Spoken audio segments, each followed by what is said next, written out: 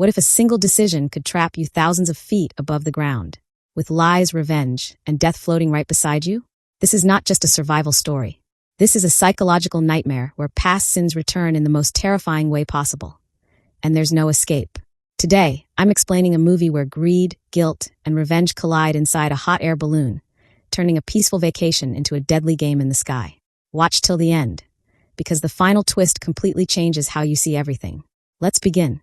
The film opens inside an office where numerous employees are being dismissed from their jobs. We are introduced to the company's owner, Jack, who is visibly shaken by the collapse of his business. One by one, he has already let many workers go. The strain on Jack's face reflects deep stress and reveals the many struggles consuming his life. At that moment, an elderly man rushes toward him in panic. He explains that he has served the company faithfully for many years and is close to retirement, yet Jack has fired him. Desperate, the old man begs Jack, saying, "Please lower my salary, or don't pay me at all, but don't fire me." Jack refuses to listen. He explains that continuing like this is impossible. Upon hearing Jack's refusal, the old man becomes furious and suddenly pulls out a gun. Seeing the weapon, everyone in the office, including Jack, panics. Jack shuts his eyes and pleads, "Please don't kill me. My wife recently had a miscarriage and is already depressed. Life is hard enough. If I die, she'll die too." After his words, there is an eerie silence, followed by a gunshot. Blood splatters across Jack's face. He opens his eyes to see that the old man has shot himself and is dead. Witnessing this horrific moment nearly drives Jack insane. He struggles to regain control, and with great effort calms himself. He then decides to leave town for a few days to escape everything. Jack calls his wife, Amy, and tells her about a trip planned for the next day. Amy is thrilled. Before going home, Jack stops at a bar hoping to ease his anger, but nothing helps. His attention is drawn to a girl arguing loudly with the bartender over a drink. To quiet the situation, Jack tells the bartender, "Please give her a drink. I'll pay." Impressed, the girl approaches him and begins chatting and flirting. Jack immediately refuses and makes it clear, "I'm married and I have no intention of cheating." After that, Jack leaves the bar. The following morning, Jack and Amy depart for their vacation. Amy appears deeply troubled, but she appreciates her husband's effort to make her happy. During the trip, Jack begins receiving messages from a woman. The girl from the bar, Julia, texts him, saying she knows he loves his wife and doesn't want trouble. She threatens that if he wants Amy safe, he must give her 500,000 euros or she will tell Amy about the bar incident. Jack finds this bizarre. Nothing inappropriate happened, he only bought her a drink. Yet she is blackmailing him over it. As a clever businessman, Jack refuses to be intimidated and replies, "My lawyer will deal with you." He turns off his phone, unaware that Julia continues sending messages. Focusing on Amy, they eventually arrive at their hotel. They spend the night there, and the next morning they go for a hot air balloon ride.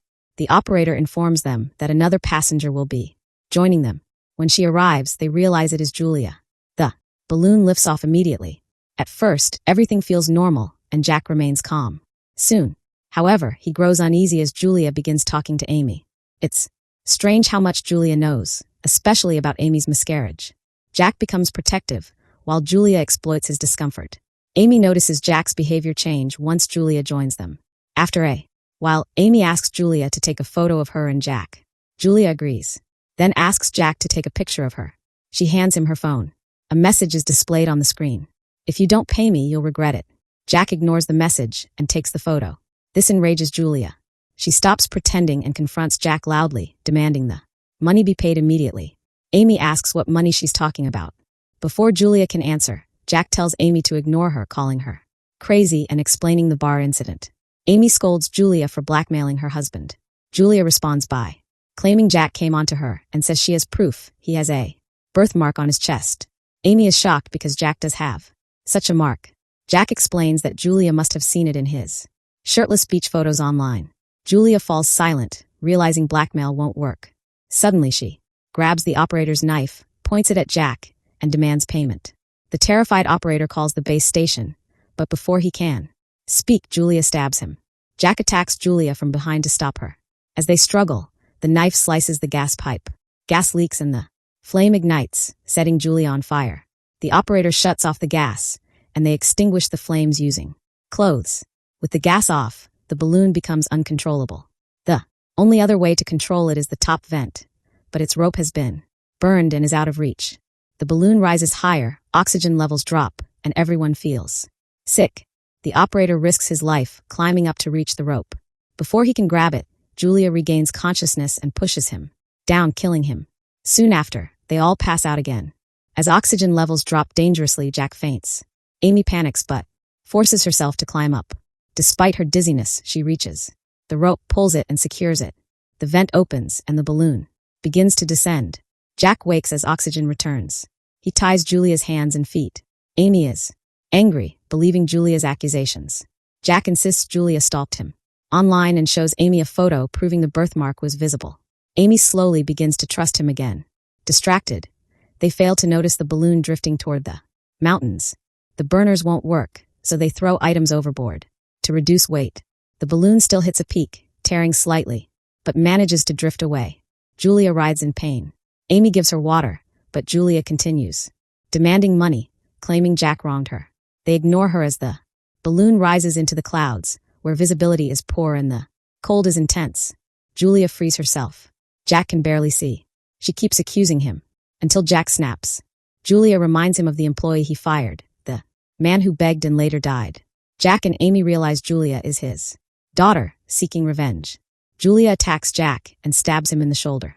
Amy intervenes and promises to pay Julia, asking for the knife. When Julia hesitates, Jack attacks her from behind and slams her head into the cylinder, killing her. Amy is horrified.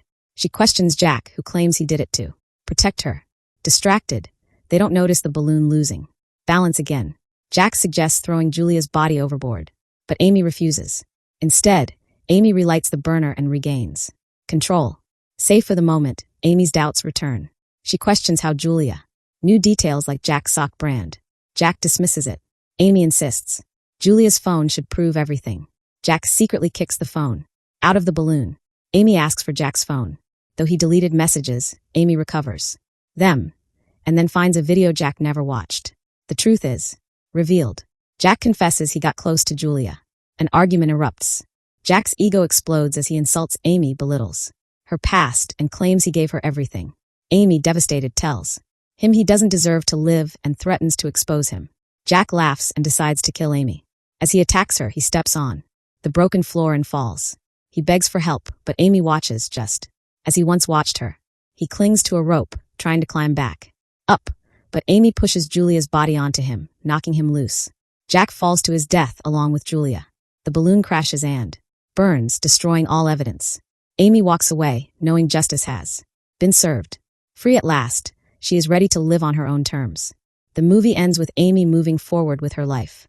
And that's how this story ends. Not with justice from the law, but with fate delivering its own punishment. This movie reminds us that the choices we ignore, the people we silence, and the pain we cause, always find a way back. If you enjoyed this detailed movie explanation, like the video, it really helps the channel grow. Subscribe for more dark thrillers, mystery stories, and psychological movie explanations. And comment below. Do you think Amy was right, or did revenge consume everyone in the end? Thanks for watching. I'll see you in the next story.